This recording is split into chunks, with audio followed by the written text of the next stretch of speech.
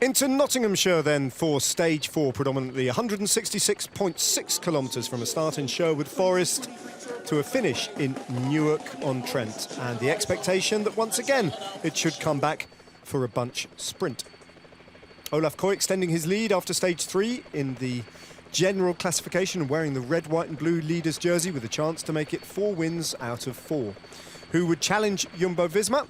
And what would the size of the breakaway be when eventually the race was to get underway? James Fouché in the black of the King of the Mountains jersey, showing his intent straight away to try and get in a move as the early attacks followed. The flag drop on kilometre 0, bang on time. And for the first 20 kilometres, it was an aggressive start with Fouché involved trying to get up the roads and the opportunity to add to his tally of King of the Mountains points. 2 Cat 3 climbs available over the course of the 166.6 kilometres of today's stage. A prolonged battle then to form the breakaway of the day, but in the end it was Fouché with Abraham Stockman of TDT Unibet, and almost inevitably he was joined by his teammate Harry Tanfield. That wasn't it though. There were a number of other teams who tried to get across, including Uno X, who were very active in the opening phase of racing.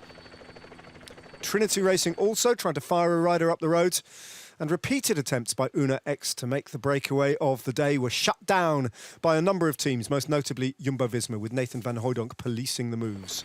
As the time gap grew and then shrank, eventually the World Tour teams tried to put a lid on it, but not before the Norwegian champion Fredrik Dversnes of Uno X tried a forlorn attempt to try and get clear. This time Bora Hansgrohe shutting it down with faith in their sprinter for the day, Danny van Poppel. In the meantime though, at Kilton Hill, James Fouché was able, unopposed, to take another 4 points in the King of the Mountains competition. The man from Bolton Equities Black Spoke accruing a decent tally of King of the Mountains points at the end of stage 4 with 1 more climb still to come.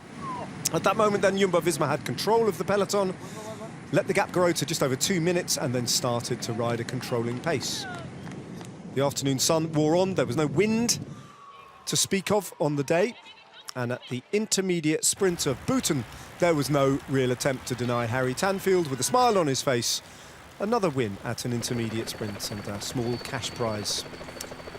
So, the 3 riders cooperating in their various different ambitions, and at the final climb of the day at Red Hill Lane, James Fouché was able, again unopposed, to pick up another 4 points. Harry Tanfield, incidentally, picking up 6 points on the road and moving into 2nd place now in the King of the Mountains competition.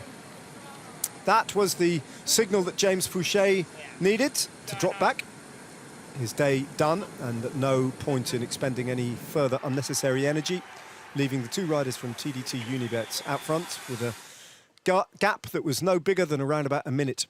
On the run-in then, some attempts to try and disrupt things from Bingol team, but they were shut down by Steven Kruijswijk. Dimitri Peskins being the rider in question. Kruijswijk and Jos van Emden had control as they headed south towards Newark-on-Trent along the river. Ineos Grenadiers then, taking Tom Pidcock closer to the front as they entered then a series of complicated twists and turns on the run into the finish line in Newark. Wout van Aert, with Olaf Koy on his wheel, took the wrong side on that sweeping right-hander and had to retrieve the position for the race leader. Bora Hansgrohe did something similar, riding for Danny van Poppel, the wrong side of a traffic island in the middle of that left-handed turn. And Van Poppel was on the back foot thereafter and didn't feature in the final. However, Olaf Koy got the wheel of Wout van Aert into the final kilometre, and with Nathan van Hooydonk leading out Van Aert, the lead-out man, Jumbo-Visma had Olaf Koy, the race favourite, exactly where they wanted to have him once again. A little look back and a check that all was well, and Wout van Aert did an enormous lead-out, only releasing Olaf Koy with 100 metres to go in the sprint, and when he delivered the sprint, it was once again unanswerable. DSM's Casper van Uden running him close at the line, and Ethan Vernon also pushing for another 3rd place, but Olaf Koy making it 4 wins out of 4 on the opening 4 stages of the Tour of Britain. So the same result in terms of the winner. Vernon then, courtesy of his 2nd, 3rd place, moving up to 2nd place on GC, with Tom Pidcock still in 7th and Wout van Aert in 4th. Gonzalo Serrano is still in the top 10. He's in 9th place, last year's winner of the Tour of Britain. But Olaf Koy leads the way.